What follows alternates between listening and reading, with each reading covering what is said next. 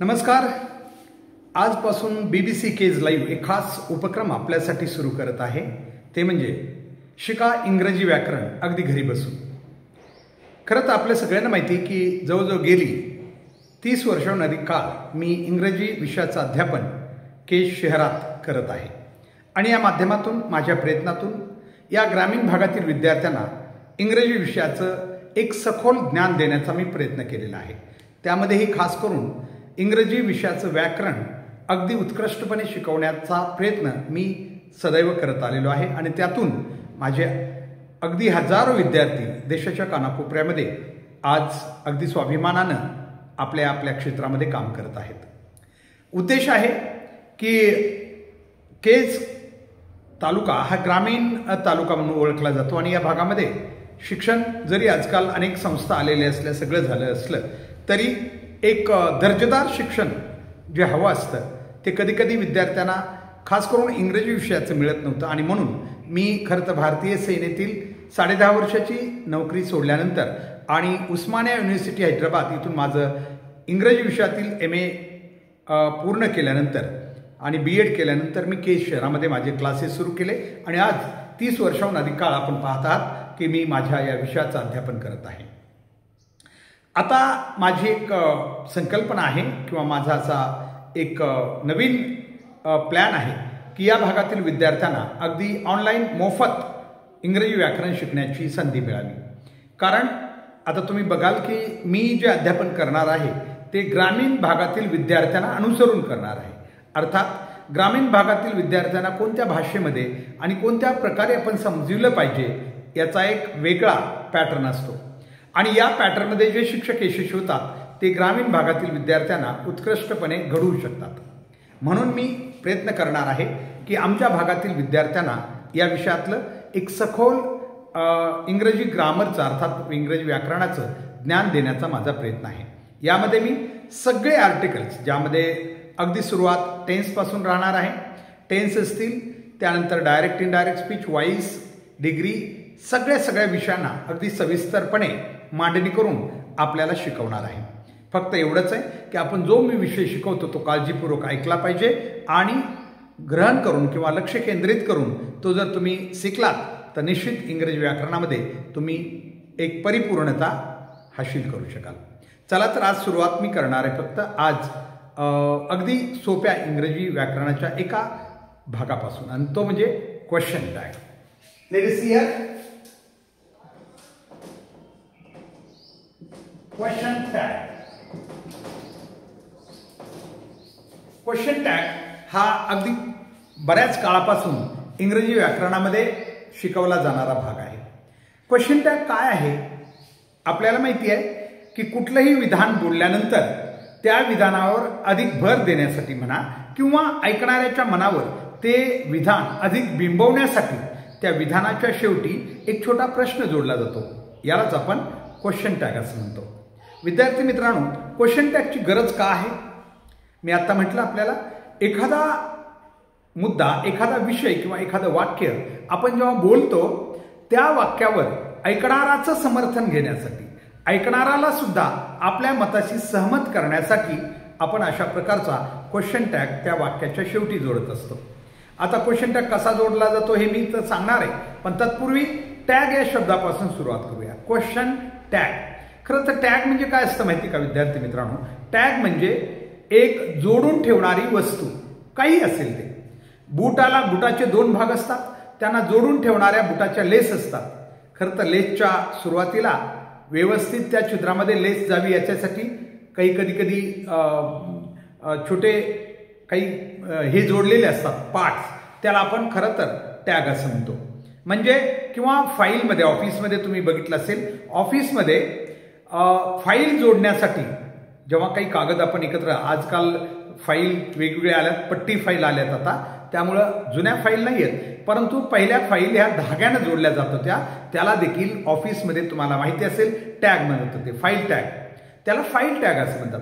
File tag म्हणजे फाईलला जोडून ठेवणारा एक धागा. अगदी तसंच क्वेश्चन टॅग आहे. म्हणजेच एखाद्या प्रश्नाला किंवा विधानाला जोडून ठेवणारा प्रश्नांकित भाग म्हणजेच क्वेश्चन टॅग. याला प्रश्न शब्द असंही म्हटलं जातं. एक छोटा प्रश्न असं देखील म्हटलं जातं, कारण हा प्रश्नाचाच एक भाग आहे, परंतु संक्षिप्त रूपात हा प्रश्न केला जातो. अगोदर वाक्य बोललं जातं आणि त्यानंतर त्याच्या मागे क्वेश्चन टॅग जोडला जातो. उदाहरणार्थ असं म्हटलं जातं, this is a blue pen. माझं वाक्य तुम्ही ऐकलं असेल, this is a blue pen. आता मी हे वाक्य बोलल्यानंतर याच्या शेवटी मला क्वेश्चन टॅग जोडायचा, तर मी कसा जोडतो? This is a blue pen, isn't it? Isn't it? कारण पेनसाठी मी इट हे सर्वनाम वापरलेलं आहे, लक्षात घ्या. आणि क्वेश्चन टॅग जोडण्याची पद्धत आता मी आपल्याला सांगणार आहे. कोणताही क्वेश्चन टॅग कसा जोडला जातो, म्हणजे मी अगोदर काय बोललो, this is a blue pen, isn't it? म्हणजे मला ऐकणाऱ्याला हे सांगायचंय की हा ब्ल्यू पेन आहे, नाही का? नाही का म्हणजे त्याला नाही म्हणायचं नाही, किंवा त्याचंही म्हणणं असं नाही असं नाहीये, परंतु आमच्या दोघांचंही म्हणणं आहेच आहे असं म्हणण्यासाठी क्वेश्चन टॅग असा नकारार्थी जोडला जातो. आता क्वेश्चन टॅग जोडण्याची पद्धत काय, कारण हे व्हिडिओ असल्यामुळे मला थोडं संक्षिप्त बोलावं लागेल आणि आपण संक्षिप्त याच्यामध्ये तुम्ही ऐकून घ्यायचा प्रयत्न करा. काय करायचं, कधी क्वेश्चन टॅग तुम्हाला प्रश्नपत्रिकेत कधीही वाक्य दिल्यानंतर त्याच्या शेवटी सूचना येईल, ऍड अ क्वेश्चन टॅग. कुठलंही वाक्य दिलं समजा की त्याच्यानंतर शेवटी काय येणार आहे तुम्हाला, ऍड अ क्वेश्चन टॅग. उदाहरणार्थ एखादं वाक्य घेऊ आपण, Vijay is a good boy. Vijay is a good boy हे वाक्य लिहिलं आपण. कुठलंही वाक्य लिहिल्यानंतर तुम्हाला कंसात सूचना कशी येणार आहे, add a question tag. Add a question tag म्हटल्यानंतर हे झालं प्रश्नपत्रिकेतलं वाक्य. उत्तर पत्रिकेत ते वाक्य पुन्हा तुम्हाला लिहायचं आहे. पूर्ण क्वेश्चन टॅगची पद्धत मी सांगायलो. आजकाल प्रश्नपत्रिकेमध्ये तुम्हाला क्वेश्चन टॅग ओळखा किंवा खालीलपैकी कोणता योग्य क्वेश्चन टॅग आहे ते असे येतात. पण पहिले जे क्वेश्चन होते किंवा मूळ क्वेश्चनवर मी बोलतोय, कुठलंही विधान तुम्हाला अगोदर दिले जाईल, ऍड अ क्वेश्चन टॅग. आता क्वेश्चन टॅग जोडण्याची पद्धत कशी आहे मी सांगतोय. हे वाक्य आहे. आता या वाक्याला आपण काय करणार आहे, हे वाक्य उत्तर पत्रिकेमध्ये पूर्ण लिहायचं आहे. कसं लिहिणार तुम्ही, विजय इज अ गुड बॉय. समजा हे वाक्य लिहिलं तुम्ही, ठीक आहे, तर त्याच्यानंतर कॉमा द्या. पहिली पद्धत दिलेलं विधान लिहून त्याच्यानंतर कॉमा द्यायचा आहे. लक्षात घ्या, पहिला नियम, वाक्य लिहा आणि त्याच्या शेवटी कॉमा द्या. त्याच्यानंतर वाक्यातील सहाय्यक क्रियापद बघा कोणते ते. आपल्याला माहिती हेल्पिंग वर्ब म्हणतो किंवा ऑक्झिलरीज म्हणतात. सहाय्यकारी क्रियापदांना ग्रॅमॅटिकल भाषेमध्ये ऑक्झिलरीज असे म्हणतात.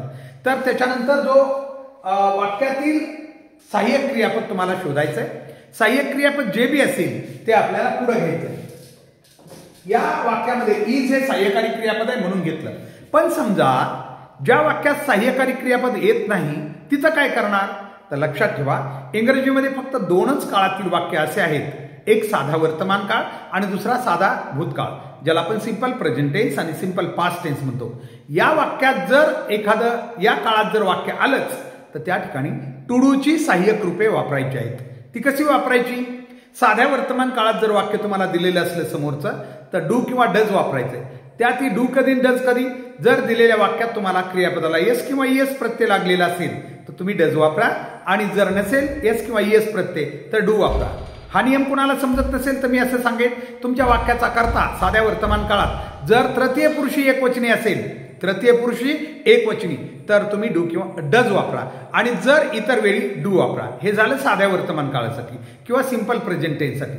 मात्र जर वाक्य तुमचं साध्या भूतकाळात असेल, सिंपल पास्ट टेन्समध्ये, तर तुम्ही डीडचा वापर करा.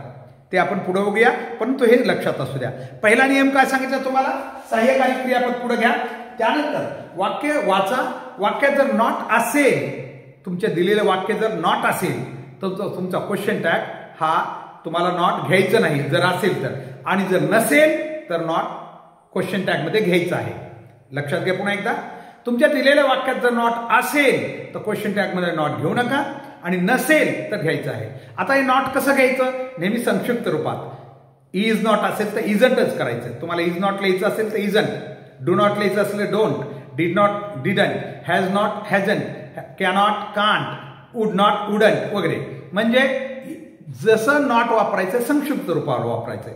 मात्र जर तुम्हाला एम नॉट लिहायचं असेल संक्षिप्त रूपात तर मात्र आरंट लिहायचंय. एम नॉटचं एमंट होत नाही तर आरंट होत आहे. 3 फक्त लक्षात घ्या, 3. एक, एम नॉट आरंट करायचंय, विल नॉट ओंट करायचंय, आणि शॅल नॉट शांट करायचे. बाकी सगळे मग आहे तसेच जोडायचे. फक्त या तिघांचं पुन्हा एकदा लक्षात घ्या. एम नॉटचं संक्षिप्त रूप हे आरंट करायचं आहे, विल नॉटचं ओंट करायचं आहे आणि शाल नॉटचं शांट करायचं आहे. लक्षात ठेवा. अशा प्रकारे कुठलंही वाक्य असेल त्याचा आता इथं आपल्याला इज आहे म्हणून इथं काय होईल आता इजंट. लक्षात घ्या काय होतं इथं इजंट. त्यानंतर आता पुढं कर्ता ठेवायचा आहे. कर्ता नेहमी सर्वनामाच्या रूपातच घ्यायचा आहे. क्वेश्चन टॅग मध्ये कर्ता जोडताना नेहमी सर्वनामाच्या रूपातच जोडायचं आहे. म्हणजे जर नाव जरी असलं, समजा इथं असतं की विजय इज अ गुड बॉय, समजा आहे आता इथं, तर आपल्याला ही कर्ता वापरायचा आहे. इजंट विजय नाही म्हणायचं, इजंट ही विजयसाठी जे सर्वनाम आहे ते वापरायचं. काय इथं इजंट ही. त्यानंतर शेवटी प्रश्नार्थक चिन्ह द्यायचं आहे.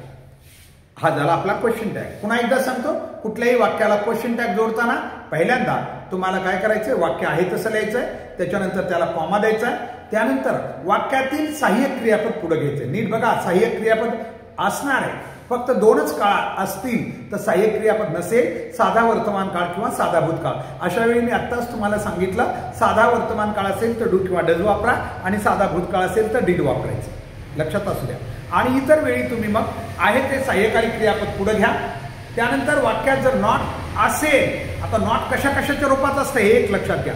नॉट नो बी असू शकतं वाक्यात, नो किंवा नॉट असू शकेल, नेव्हर असू शकेल, नथिंग असू शकेल, नन असू शकेल, नोबडी असेल. अशा प्रकारचा नॉटचं रूप वाक्यात जर असेल तर क्वेश्चन टॅग मध्ये नॉट घ्यायचं नाहीये. मात्र नसेल तर मात्र घ्यायचं ते संक्षिप्त रूपात, जसं आपण इथं इजंट ही केलेलं आहे. काय केलं आपण, पहिल्यांदा वाक्य लिहिलं, कॉमा दिला, सहाय्यकारी क्रियापद पुढे घेतलं, नॉट आहे का बघितलं, नॉटचं योग्य त्या ठिकाणी नियोजन केलं. जर नॉट असेल वाक्यात तर क्वेश्चन टॅग मध्ये घ्यायचं नाही. जर या वाक्यात असं असतं Vijay is not a good boy, तर आपलं इथं झालं असतं इज ही झालं असतं, फक्त इज ही. आता मात्र नॉट नाहीये वाक्यात आपल्या म्हणून इजंट ही असं होते. लक्षात ठेवा. आणि कर्ता जोडताना मी आता सांगितलं, कर्ता हा सर्वनामाच्या रूपात असेल तर काही हरकत नाही, जशाच तसा घ्या. मात्र नामाच्या रूपात असला तरीही तो सर्वनामाच्याच रूपात घ्यायचा आहे. निर्जीव वस्तूसाठी शक्यतो इट वापरतो आपण. जरी मी म्हणलं this is a blue pen तर आपल्याला इजंट इट असंच म्हणायचं आहे. लक्षात आलं का. म्हणजे धिस हे सर्वनाम आहे, परंतु तरीही पेनासाठी आपल्याला इजंट इट हे सर्वनाम इथं वापरता येऊ शकतं. अशा प्रकारे कुठल्याही वाक्याला क्वेश्चन टॅग जोडता येईल. शेवटी पुन्हा एकदा समराईज करतो. काय करायचं, सर्वप्रथम वाक्य लिहा, त्यानंतर कॉमा द्या, वाक्यातील सहाय्यक क्रियापद पुढे घ्या, वाक्यात नॉट नसेल तर घ्या, असेल तर घेऊ नका. त्यानंतर वाक्यातील कर्ता नेहमी सर्वनामाच्या रूपात घ्या, नाम असलं तरी सर्वनामाच्या रूपातच, आणि सर्वनाम असेल तरी सर्वनामच, आणि शेवटी प्रश्नार्थक चिन्ह द्या. अशा प्रकारे तुम्हाला कुठल्याही दिलेल्या वाक्याला क्वेश्चन टॅग जोडता येऊ शकतो. आपल्याला हा व्हिडिओ कसा वाटला नक्की आम्हाला सबस्क्राईब करा आणि तसं या ठिकाणी लाईकही करा आणि या चॅनलला सबस्क्राईब करून बेल आयकॉन नक्की प्रेस करा. धन्यवाद.